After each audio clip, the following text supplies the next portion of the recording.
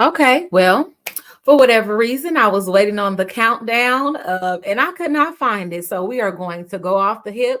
Thank you so much for tapping in. I am your host, Nikita Nicole of Mental Health, The New Wealth. And you have so many options on this web. So I'm so glad that you decided to tap in. Today, we are talking about life in general. Since the C-19, and we're not going to put it into context, but since the C-19, there has been so many different things that have happened.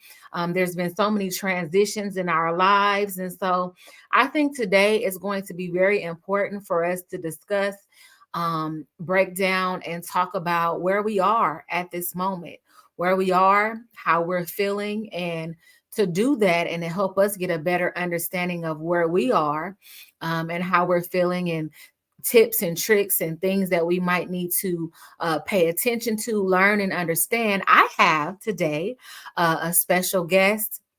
He's an amazing, amazing mental health therapist. I met him a short while ago, but since I have been given so many nuggets of knowledge and information. And his name is Michael. He has a podcast called You Good Bruh Podcast. So help us welcome Michael to the stage today. Hey, Dude, Michael. I hear like a clapping in my mind. Like, yeah, welcome to the Right. stage. No, I was kidding. Well, welcome. Thank you so much for spending your time. I mean, How you've you been been talking. doing, Nicole? I've been very well. I've been very well. I can't complain. Excellent, excellent. So let's get into it. Hit me with your best shot. I didn't know exactly how Okay. you wanted to open. I didn't want to be too heavy, so No, you that's leading this fine. ship, and I want to deliver what you need. So, we're going to just introduce you to the people who may not know you. So Okay. who is Michael? And how did you decide to get into the mental health space? Wow. So that answer to that question is a little bit longer than probably the time that we have, but the short version of it is I became a therapist out of necessity. Um, Mm-hmm. I needed a therapist at one point in my life, and nobody looked like me, um, which arguably is not really uh, something that makes a good therapist or makes a therapist effective. Mm-hmm. But at the time, in my ignorance, I just was like, yo, all you people, y'all real cool, but I don't know if y'all can really relate. And Yeah. that's really kind of how I started my therapy journey. So I started as an actual patient, a client of a therapy, and I had to do grief therapy because I lost my mother, and I'm sorry I to wasn't hear handling it well, right? And I wasn't handling it well, and my employer at the time said I could either go to therapy or get fired because I wasn't showing up for work anymore. Like I would be there but not there, that. Right. You checked out. and I had checked out, and I had been there for over a decade. So they loved me, and I loved them, and I was like, yeah, you know what? All right. So I checked into this program, and what ended up happening is in group therapy, you have to give feedback. And so they would go around and give feedback, and I give my feedback. And the therapist that led the group was like, "That was really insightful, Mikhail. What is what made you think of that?" And I was like, "Well, this, and this," and they said that, and I feel like this is and I just gave a whole dissertation on why I answered it. By the time I finished the program, I was pretty much leading the group, or the therapist had me leading the group, and I had re-entered school because I wanted to Mm-hmm. get into leadership, and it was a requirement that I have this particular degree. And I said, well, I get the degree and then become a lawyer, this, that, and the third. And the therapist asked if I had ever considered becoming a therapist. Mm-hmm. And it wasn't the first time I had heard that term associated with me in my lifetime, because for a while I had been the friend that everybody called, Mm-hmm. when the S hit the fan. And so I looked into it and I got support to do it. And instead of going to law school, I ended up becoming a therapist. I went to grab my graduate degree out of Mercer University, um, K-CREP program. For those that know, they know. Um, And I started my journey back in 2014 as a therapist, and that's where I've been ever since. So that's the short answer to that. And That's that's the shortest major. answer. You did Yeah, quite a shift from being a lawyer or thoughts of being a lawyer to a therapist. That was yeah, major. That was yeah. a major Well, I shift. mean, lawyers counsel people too. You know, Yeah, they're more taking action, while therapists are more about the client taking action. yeah, Because like if you have a client that's suffering from major depressive disorder, they're not mobile at all. They're not motivated to do anything. So my counseling in that space is about, you know, what can I find that can motivate this client? A lawyer is, oh, you depressed? Who depressed you? Let me go sue them, and then bring a check. right. Like it's a different energy. But frankly, the reason why was pursuing law or considered pursuing law is because I used to be really argumentative. Almost Okay. almost mean spirited to a degree, right? Just ready for the fight, trained to go, and I was getting support. Man, you need to be a lawyer. The way you like to argue and debate, not Right. knowing that that was actually my illness, my malady was this state of anxiety where I always wanted to fight. And a lot of people are like that. Like we go through lives, our whole lives, and never know that we're suffering from something Yeah. because we think it's just the norm. And so I discovered in therapy real quick that's not the norm. That's just the environment that I was in and the skills that I had honed to survive it. So I try Yeah. to bring that message to my people. That's really understandable. And as you were going through this process, I know you mentioned before that you like to use a certain modality or a certain area of your therapy. What is that called? And explain what that Well, is. it's actually more eclectic. So I borrow from Adlerian therapy, which is a client center or patient centered therapy, where it's a space where people can actually be heard, and I try Mm-hmm. to affirm that I hear what you're saying, right, and that I see where you're coming from, and it doesn't mean I'm gonna go along with it, but it means that I'm not going to judge you for it, but I'm gonna make sure that you're heard because most uncomfortable feelings like frustration, for example, comes from not being heard. Right. That it's so frustrating. And what you're telling me is that they don't listen to you and your Right. point is valid. And so my job, and if I'm following that practice, is to affirm what you're saying and just to make sure that you know that you're heard. Because once you feel heard, don't you feel more relaxed? Absolutely. Yeah, Yeah. you're like, thank you. And we want to bring the client out of that high emotive state or dysregulated state. And to do that is, you need to make sure that they feel heard. But I also practice a little bit of Gestalt, a little bit of narrative therapy. It's really eclectic because no client is the same. Right. So because I'm dealing with such a diverse population, diverse not only in race, gender, subculture, whether it be somebody that's from corporate America or somebody off the Mm-hmm. corner or somebody that's just blue collar. I've had Mm-hmm. clients from all walks of life. And it's a good idea to be able to speak to them, not just verbally, but emotionally. And so Right. I try to use different approaches. And it's so good that you do that. I mean, you have to learn to do that, but it's just, Mhm. just holding space, and just listening to the person, no matter what modality. I think that that is the most important, like you said, because a lot of us are going around um feeling unheard. So yeah, Right. that's major.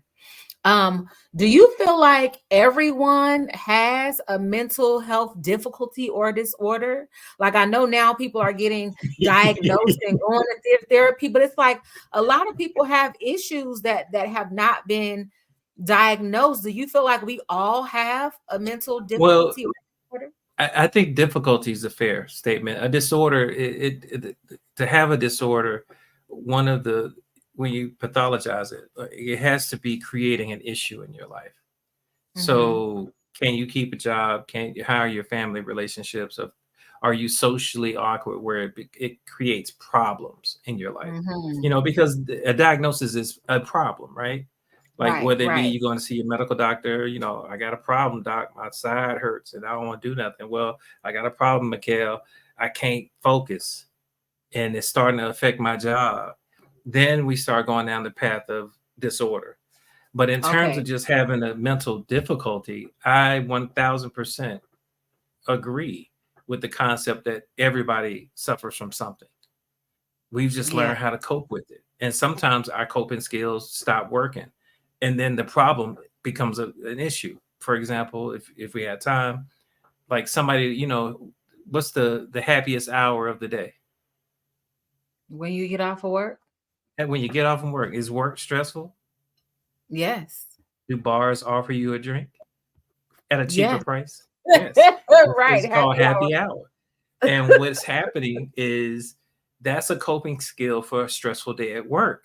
But what it is Hmm. that the reason why it does work for us is because the chemical signature of alcohol in our system stops your amygdala from working and your hippocampus from working, rather, the hippocampus.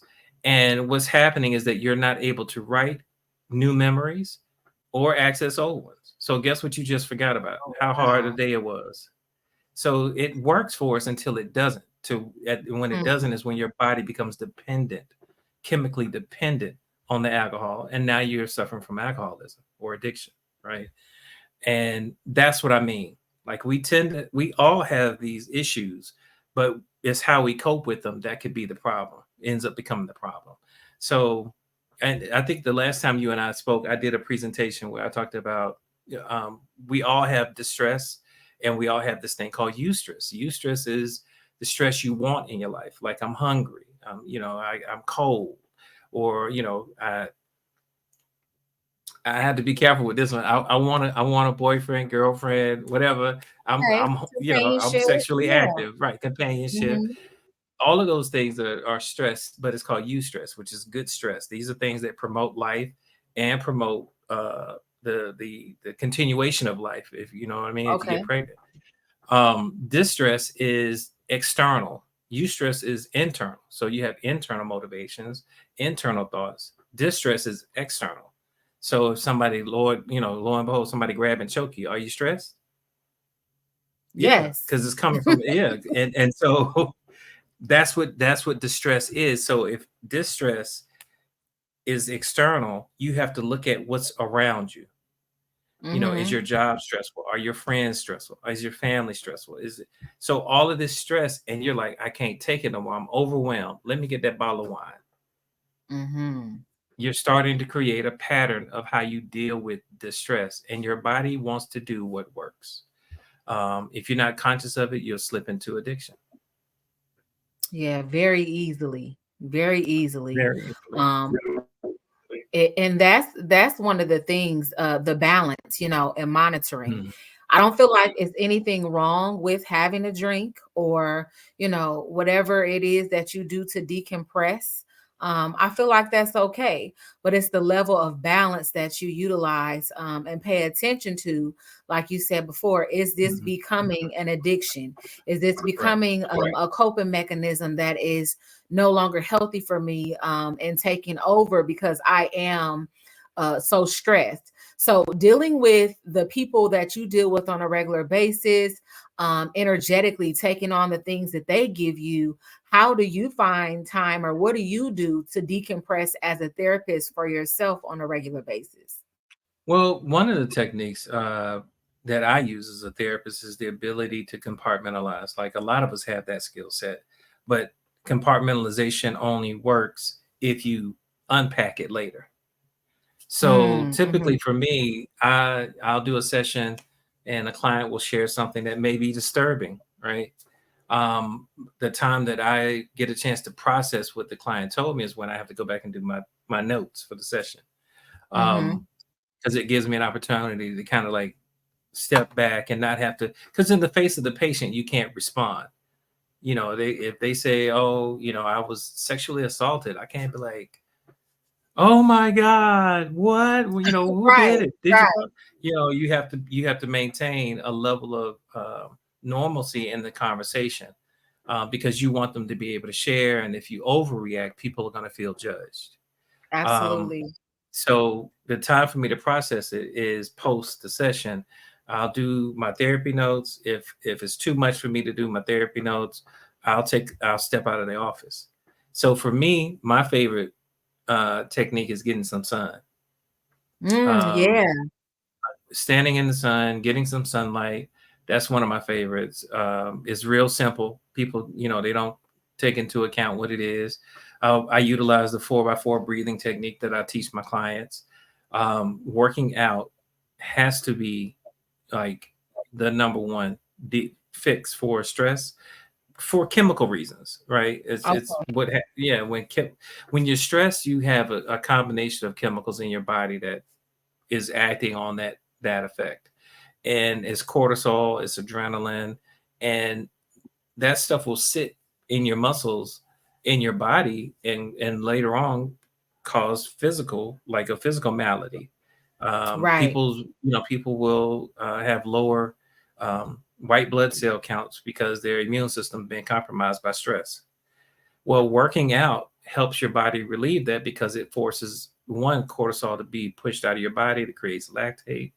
It also Hmm. releases endorphins into your system. You also get a dopamine hit. So I'm listing all these chemicals that that take place when you work out that counteract the stress chemicals, if that makes sense.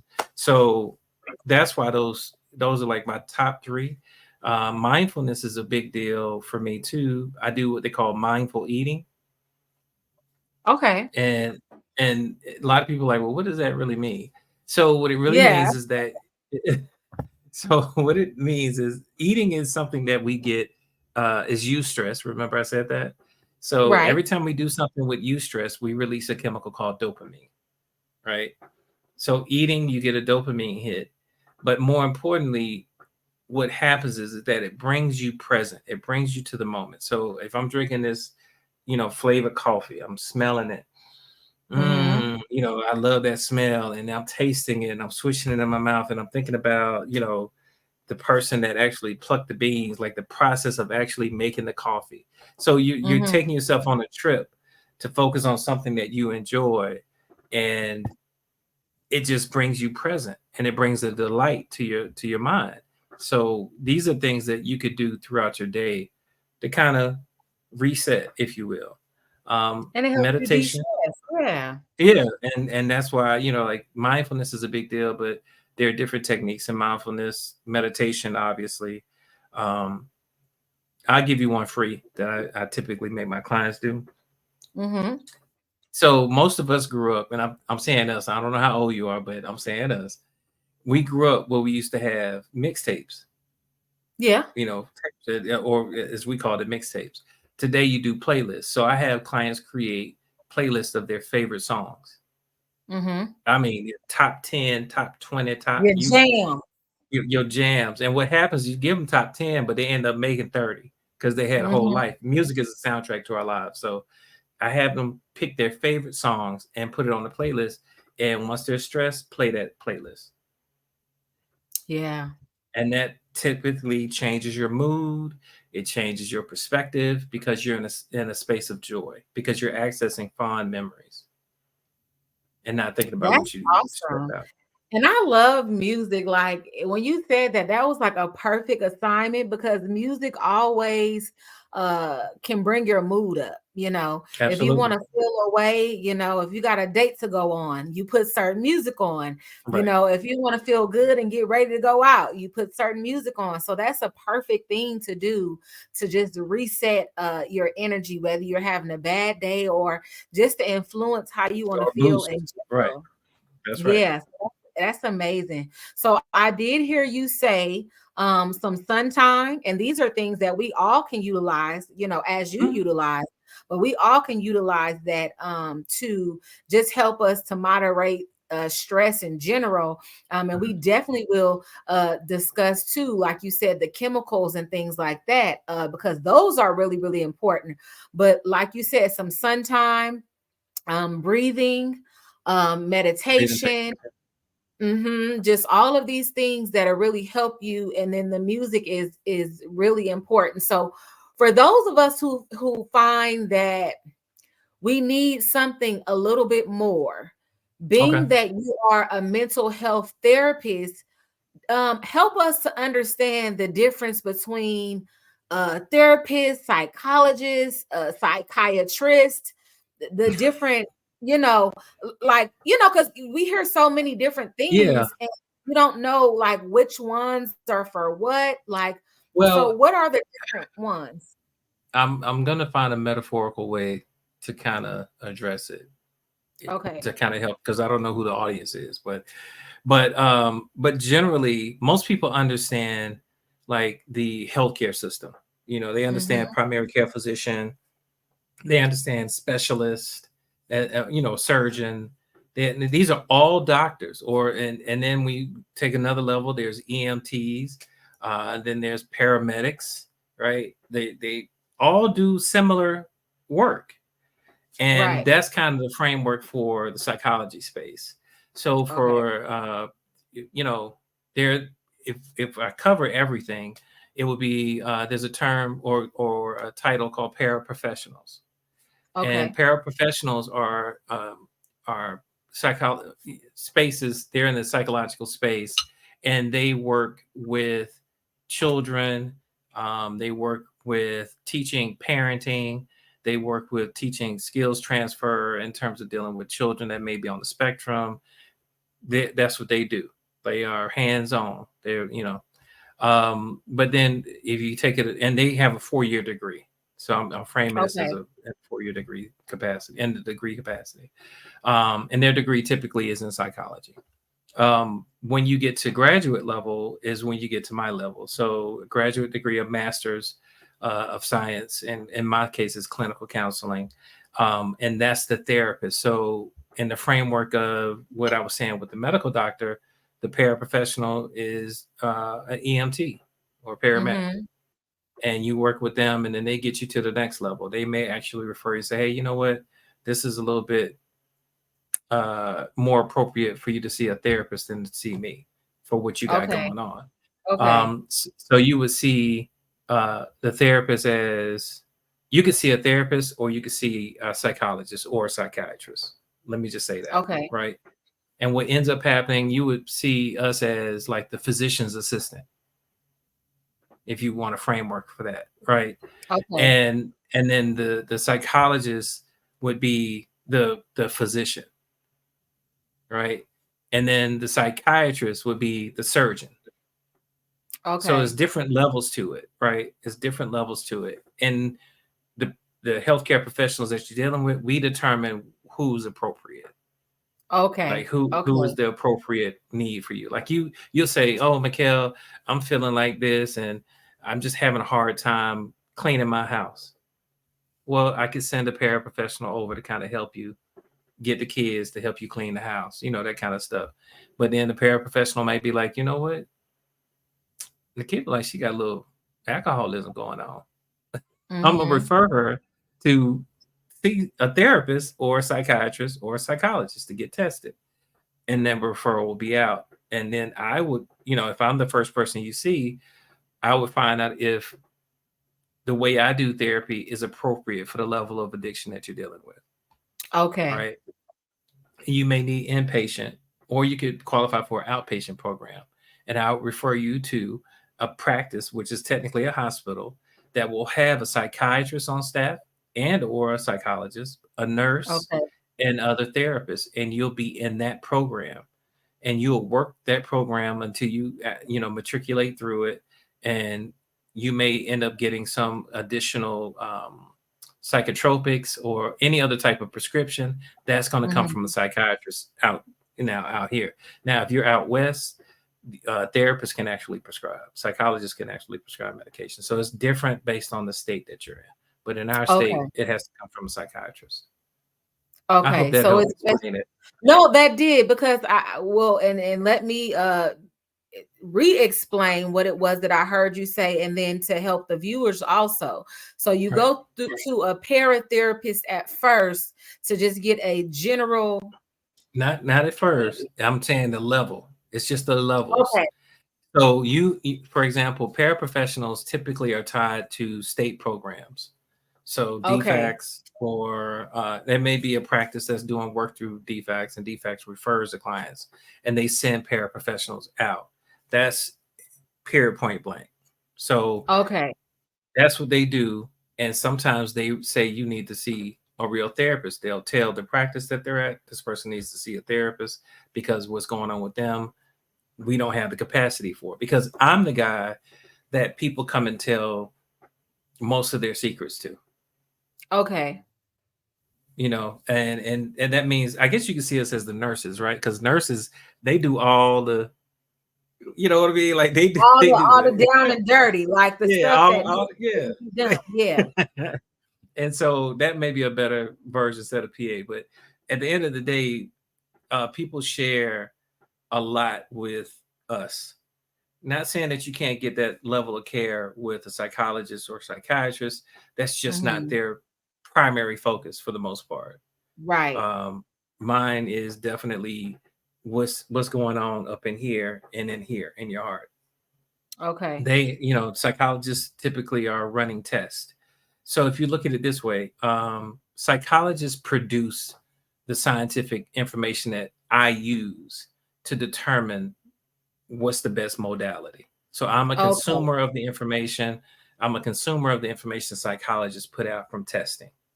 Psychiatrists are medical doctors Hmm. that focus on neural conditions, things that are happening in the mind, the chemical things that are happening in the mind.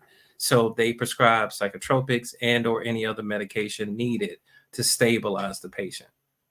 Okay. And Okay. that's what I'm saying. The difference when you look at the spectrum of what we do, is we are pretty much the gatekeepers for most of the things that we're talking about. And that's Right. why, you know, people kind of touch us first before they do anything else. Now, there are some psychologists that do psychotherapy, but, you know, there's some psychiatrists that do it. It's just not I don't want to say it's not the norm because I don't want to put mistrust in it, but it's just when you think Right. of therapy, you think of a therapist. Right. That's what I'm trying Right. to say. And so That's the a most long way part, to see it. you're working with the head and the heart, as you said, the person, and Mhm. are you able at this level to do the work that needs to be done? And if you are not, you might have to go to someone that can help you regulate those things. So far as, like you said, chemicals or whatever needs to be Right. given so that you can do the work that needs to be done. Correct. Right. That Awesome. would be a psychiatrist. If I was dealing Awesome. with the minor and I felt like the minor might be on the spectrum, or if they're having some other issues, I would send them to a psychologist because they needed to be tested to see if they fall in line with what the diagnostic impression is. Like, and then that's what the psychologist will do. So Okay. everybody has a role in this healthcare spectrum. Like I was saying, like that surgeon and the primary care physician and the nurse, like everybody has a role in the health of the client. Okay. Absolutely. And in this world that we live in now, everything is so technologically motivated. Everything is so social media, everything is so AI, everything is so, Mhm. and so we very seldom, other than our direct connections, i.e., whether it be family or immediate loved ones or the friends we choose, we don't have as many personal, interpersonal relationships as we used to before. So Mm. in this society where everything is so online driven, what are you seeing as a therapist? And I know it's confidentiality. I know you can't tell nobody business, Yeah, I'm not going but to mention people's names. I mean, that but I what can. do you see as a therapist that is one of the common or the most up and coming difficulties or disorders you're seeing in the society that we live in today, across the board with people? Well, that's a slippery slope because fact of the matter is there's nothing new under the sun. Yeah. Because humanity, as we know it, has been the same for a few thousand years. We still have the same archaic, if you will, in terms of technological system from thousands of years ago. Um, Hmm. what's happening is that these devices that we're holding are triggering those systems. So Yes. if the amygdala is where your emotion sits, and your hippocampus is the librarian to access your memories, slash traumas even, um, that's the first thing that is triggered, right? So if I'm holding a device and I see this, we call it trauma porn. You know, people getting shot in the streets, whether it be from a Yeah. civilian or a soldier or a police officer, and you're Hmm. constantly feeding your amygdala these images, it is going to have an effect on you. Yeah. And it's going to have an effect that, one, you're going to have a heightened sense. So you're going to be in a state of anxiety. And because you're not supposed to be in a state of anxiety on a constant basis, your body will throttle down anxiety to the where we're not even affected by the image anymore. Right. And so what I've discovered is that people have become disassociated more so than anything else, because they've been just inundated with these images. I mean, from sexualizing ourselves to where violence doesn't even have the same effect. I mean, honestly, I don't even know if children getting harmed is even affecting people the way it used to. It used to Right. be, shocking to see the stuff that's happening to children today. And honestly, most of the people just like, "Hey, that's par for the course, man. The world's messed up." And that Right. tells me that that's the effect of social media. It has made us less human to a degree. We're flat zombies. My favorite TV show, The Walking Dead. We're the Walking Dead. I We just cannot get into that. I tried to get into it, but I think because no, literally, I really do believe, like you said, that we are that. I go to different events. I went to Universal Circus and I was so excited. I was like a kid in there. I was like, yay. And these people were doing all different kind of things and so many different colors and activities and just so many talents that they had. And everybody Mhm. was just sitting there like it was just like they weren't excited. Mm. The ringmaster had to do all of these extra things to get them to Right. engage, participate, even the children, and you would think that they are less affected, but even them, they were just sitting there like lifeless almost. And the only time that they seemed to get really excited or really had some sort of reaction is when it looked like someone was about to fall, Mm. or someone almost looked like they were going to get hurt from doing something. Then Mhm. they would kind of react a little bit, but other than that, it just was no reaction at all. And I was just like, wow, like you said, we are zombies. Like it's Yep. really disheartening. And so how do we start to kind of try Well, to get ourselves back from that? I, the only way to get back from it is to remove the trigger that caused it. Mm. But who's going to put down their phone? Who's going to put down their tablets and their iPads? It's easy to put down a laptop because we associate laptops with work, and you ain't got to tell me nothing to get away from work, right? So it's Yeah. like they'll close the laptop, they'll turn off the PC, but their Right. phone and their iPad and that tablet, oh no, they got my apps on it. It has everything I need in their minds. And Yeah. if you want to test to see how attached you are to your phone, put it down and don't look at it for 4 hours, and see how anxious you are. Yeah. Yeah. If you don't get a text message, or if you do, if you don't get an alert, or if you do, that will determine the intensity of the anxiety. Like if you get an alert, your anxiety will be even more intense than if you don't, because Right. really you just kind of like you're waiting for it, and then you hit a ding or whatever your alert is, and you're like, I can't look. Who could it be? Right. Right. I'm just gonna let it go off and that's Right, it. right, Like, right, right. You can't process not doing something. If you don't get an alert, is it on? Did I forget to turn it on? Maybe I should just right. take it and see. And that's what I'm saying. Like there was a time where the phone was attached to the house, Right. and you would Mhm. leave the house without a phone. Mhm.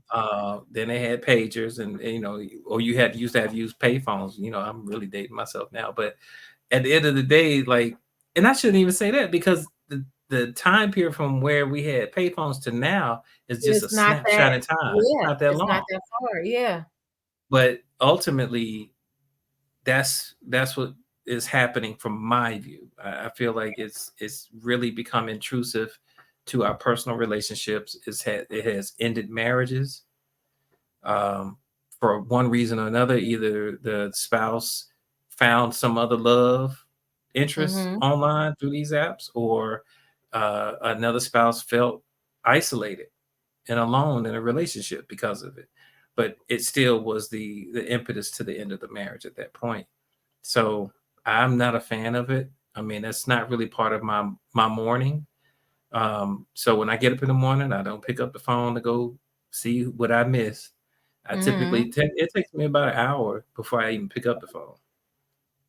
Like that first hour of being awake is mine, and I Yeah. tend to wake Yeah. up before everybody else in my family. I'm like the last to go to sleep and the first to wake up. It's the role of a dad, I guess. I don't know. I mean, but that's a good routine to have. And I've even noticed within myself not being so connected to the phone to where when I finally do need to get it and make a call or whatever, I don't even know where the last place I put it or where it was at. And I remember that I didn't used to be like that. I couldn't Mm, eat food without taking a picture. Or, always, the your pictures used to be printed out and put in a photo album. Now yes, we don't ma'am. have those. It's like Mm-mm. you It's gotta all look in your digitized. cloud to look at your photo. If something happens to the cloud, all your memories are gone. The That's things that correct. happen with family, and it's it's If your it's sad. account gets stolen, like people how they it actually happened to my wife. Someone had hacked her account, and she had so many memories that, but of course we were able to get it back, and that's a whole different podcast. But we Yeah, were able to get the account back, but then she ended up downloading everything to a drive so that she'll always have those photos. But when it first happened, she was devastated because yeah, the last 12, 13 years of our lives were all mostly digitized, and she felt like it was great because she could just access it until it was gone. So right. I'm not really a fan of mobile devices. I know that they are a tool, and I just tend to use it for what it's intended for. As You know, such, yeah, you don't walk yeah. around with a hammer in your hand all day. No, we don't. We don't. So as we're discussing this, and as what you do, some of us get our therapy sessions from our friends, our Hmm. family, our loved ones. Do you feel like at some point it is important for all of us to seek professional therapy at some point, at least to do a check-in or to make sure Hmm. we're not too far on the deep end? Well, I mean, a lot of that is subjective. The answer that I would give you, right? So, um, just excuse my bias, and of course, you need to see a therapist, right? Well, of Uh, course. of course.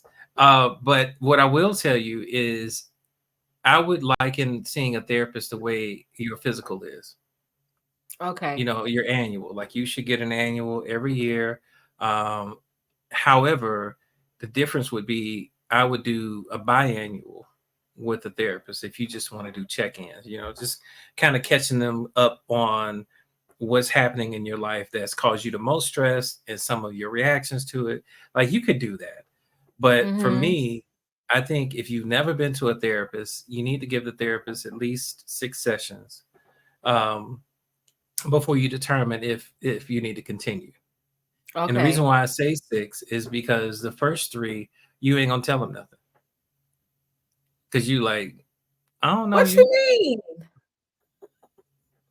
I'm telling you, it takes a minute to get trust. Okay. So I'm gonna come to you for help. And when I get in there for you to help me, I'm gonna stonewall and be like, I'm not telling you nothing. Absolutely. Absolutely. Or That if has I do been tell you something, it's not gonna be the full truth or so everything that that I'm that yes, saying. that is 100% my experience for people that have never been to a therapist. Wow. Okay. Because, there's this thing called judgment. I know that And very well. and so what a lot of people don't realize is that most therapists, if I think every therapist I know, part of our training was unhooking judgment. Hmm. So I don't, whatever you tell me, I'm not gonna care to the level to be like, ooh, you a terrible something, something, something. Like that's not Right, where my right. attachment is. Like that's an unhealthy therapist attachment when if I'm judging you. Right. Discernment is what we are. So if you Hmm. want to have a discerning person in your life, that's what the therapist should be. If you have to look at it based on the circle of friends, because your friends will judge you, right? They Yeah. be like, "Girl, you wild," like whatever. Right. But a therapist would be like, "Well, how does what you did serve you?" Hmm. And they make you Right. think about your actions, and you have to explain in your own words so that you could hear it that this whatever this reckless thing was, right, how it served you. And Hmm. we would examine, what deficit is in your life that you needed to have that happen. you know uh for example, like, if a patient is, I'm trying to think of something that's, if a patient always has unprotected sex Okay. and more than one partner, and it's like, well, how does having unprotected sex serve you? Well, it makes me feel closer to the person, or I enjoy. I don't like the feel it is, but it makes me feel closer. All right, what deficit is in their life that makes them desire that level of closeness? What was Right. missing? Like and then when you start to unpack it, you'll see that how people do one thing is how they do all things. Hmm. So it's not just only reckless sex. Sometimes it's reckless. They drink and drive. It's reckless in terms of how they talk to people. Like it tends to be something that is totally around reaction. And that's kind of where I sit. While somebody else in a circle would say, "Yeah, you Right. know, That's what you're doing. that's That's how what's you live going it." on. Right. Right. Right. So that's the difference between a therapist and a friend. And I think the objectivity of a professional is one of the hallmarks to why it works, Right. because it's kind of like the brain outside your brain, right? Right. You can help So process those things without the judgment, so you can really get down to, like you said, what is it, that's why are you doing these things, how is it serving you, so right. you can really heal some of those things, and maybe continue if you feel like it's serving Well, you in the that's why I proper way. said six. That's why I said Or 6 sessions. They do the first three, and then they be like, what, Mikhail, cool. He seemed like he ain't judging me. So I'm gonna come into session number 4, and they're gonna drop a bomb in there. And they're like, right, oh, and see your reaction. right. We were talking the other day, and I thought about it, because my stepdad did this, or my stepmom did this. Like it'll Mhm, be the bomb. mhm. And Yeah. the next, that session and the next 2 sessions will determine the impact of that experience in your life. And if we feel like you want to continue down this journey to unpack these things, it'll be session 7 to session 8. I try not to do long-term therapy. Because cognitive behavioral therapy is another process, and DBT is another. I mentioned narrative, but CBT is behavioral therapy. So I'm a firm believer that behavior can change how you think. Okay.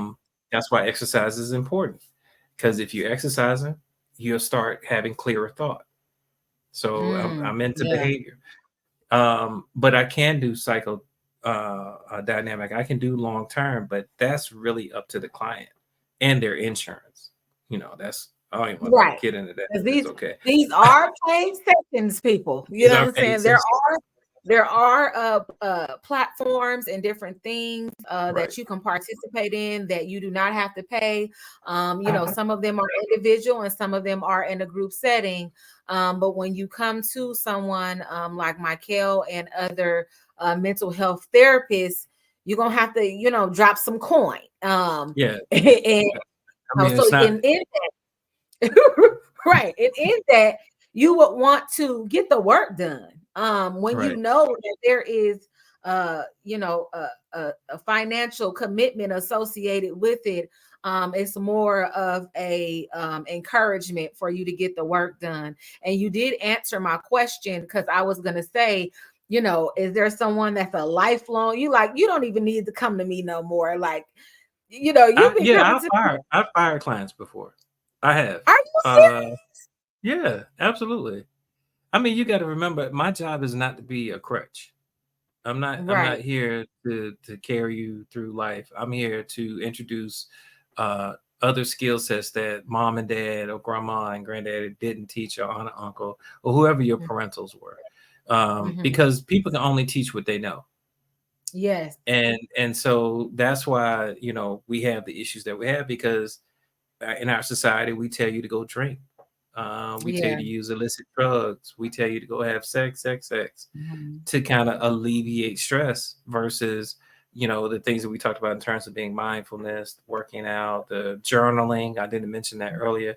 Like, there's a reason why these other techniques work, and people are not exploring it because it's not sexy. Right. Telling somebody to go journal about their day at work. What? Nor does You it know what I make mean? money. Well, it makes money for the publisher, but I meant for the printer, right?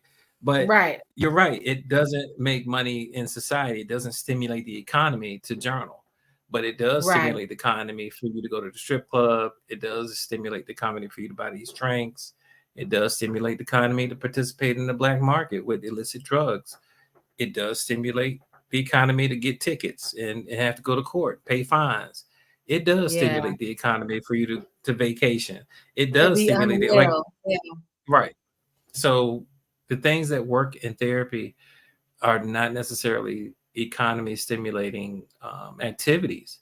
And that's why it's hard to promote mental health, because we don't get the pharmaceutical company will definitely fund the psychotropics. So you Mm-hmm. have these commercials that have 50 million 11 side effects, and it may cause this depression, may cause that. You'll see those commercials, but you Right. don't really see commercials for telehealth therapy companies or billboards about doing any of that, because it's not promoting stimulation of the economy. I think it Absolutely. is, but the general consensus is that it's not. Yeah. And that's sad that our health is not even important enough to, offer just some of these different Yeah, modalities and these things. It's like encouraged for you to be unwell, encouraged for you to of be course. It- in a state of anxiety to continue the dollar transaction correct. versus your wellness, even unto death, even unto the point where you feel like you can't do it anymore, whether your lifestyle habits cause you to pass, Hmm. or you are stressed to where you commit suicide. Even unto death, they make money off of you. Yeah, The funeral and all of these things. And it's really disheartening. So we're gonna shift gears. there's profit in pain. There's profit in pain. Right, which is very sad. We're gonna shift gears a little bit. Tell us about You Good Bruh. Like, what's up with the podcast? What's up with the Good Bruh podcast? Oh man, so I mean, the podcast for us is almost like a therapy session, Mhm. because it is about, we started it right before the pandemic, and then we had the pandemic, right? So then Uh-huh. we had this content of stress because the end of the world was upon us, and it was basically a way for us to normalize black men having conversations that were not destructive and uninfluenced by alcohol or weed, right? It's just straight brain to brain conversation, right? And Right. with, of course, the mental health component of it. And we've been doing it. We're on like season 4 now, and Okay. we're on all these platforms. We finally got on Amazon last year, so that was kind of exciting because they said no in the beginning, which I thought was interesting, but they sought us out, and we've been on the platform since last year. It's still growing. We're trying to grow our YouTube presence, so feel free to go to YouTube. You Good Bro podcast. We had a somebody that tried to scam and create a different podcast, the same name. Oh, so you Food. popular. You cracking. If Well, they try to listen, double game well, you. well, we trademark now, so they can try all they want. Um, but if you go to YouTube and subscribe over there, if we can get to 1,000, that would be great. But on the other platforms, the audio only, we've been streaming all over the world. Oh wow. Which is Okay. yeah, it was because you can see it. We've had them as far as Australia, Japan, and I'm assuming these are like because we're English speaking. So my assumption is Right. that that's the military bases, or you know what I mean? Like It's I know either I it's don't. either the feds or transplants over Right, there right. really tapping into the podcast and Yeah, because really getting I to don't know. speak Hebrew or Farsi or nothing, but yet we got spins over there. So I was like, yeah, this must be. But it was really created for black men because Okay. we were the largest population that stayed away from mental health. Yeah. Yeah. And so we just kind of want to normalize what it is. So I would share, do psychoeducation on the podcast itself to kind of spread, some information to kind of demystify what therapy is and why it works. So Hmm. we've been doing it for that long, and I really enjoy it. It's one of my it is one of my self care efforts. So I enjoy it. Hmm. It's a passion of mine. So That's amazing. And we're definitely gonna have you back because the mind of a black man in general is just so intricate and it is different and cannot be lumped in with yeah, we're everyone not else. monoliths. That's right. We're not a Right. monolith either. So I mean, while we do have a shared experience as black men in this country, right? Um, and come to find out in other places too, it's not that different. Well, I should say Western or colonized world. It's not that different. There's a shared experience in Mhm. terms of how people view us and how that experience shapes our attitude toward the world. Um, but we're not a monolith. Like there are definitely black men that have difference of opinion on various topics, um, Absolutely. as indicated by what's happening right now in the country. So outside of that, I think that that's the part that we need to tap into is that no matter what your walk in life is, mental health is something that is central and that everybody can take Absolutely. advantage of. So I don't care if you're out there, if you in the trap house or in a CEO office, everybody needs therapy, in my humble opinion. Absolutely. And you did mention you good bruh podcast on YouTube. If you're on Amazon, I'm gonna say on all platforms. So you All guys platforms. definitely go over there and show him some love. If someone wanted to take advantage of your therapy sessions and link with you that way, how do they contact you for those services? Oh, cool. They can go to tellmckel.com. That's just like my name appears here. Tellmckel.com. And I work out of a practice here in the Atlanta area. It's a conscious life. And you can just send a request from there. You can find me on Psychology Today. You can find me on Monarch. These are various platforms that help market therapy services, but it'll get Okay. you directly in touch. Awesome. Well, thank you so much. I appreciated your time. No, And I we loved it. we touched just a little tidbit, y'all. This wasn't even like all we could have went so many different directions with this, and we definitely will because this is a topic that is so deep, and so we want to really get into the rabbit hole and really figure some of these things out so that we can Okay. be so that we can be well. The Yeah. objective is for us to be well and find our wellness without all of the addiction. It's okay to have things that we use to aid us in our relaxation and balance, but everything needs to be moderated to a certain point to where we are not overusing, overdoing things, and just having balance so that we don't succumb to addictions. Okay, so we did talk about so many different things on the podcast. Mhm. Definitely tap into the mental health, the new wealth. I am also on various platforms and streaming, but now on video on YouTube. So definitely check this podcast out. And as you are doing your work on a regular and everyday basis to monitor your wellness, always remember your mental health is your new wealth. Thank you so much, Michael. I really appreciate your time, and I Oh, might thank you. have to put some sessions in, but you can't dump me. I'm gonna have to get it together. Well, there's only two ways I can fire you. We'll talk about that offline. Okay. Well, thank you so much, and you guys, until next time. See you next episode. God bless.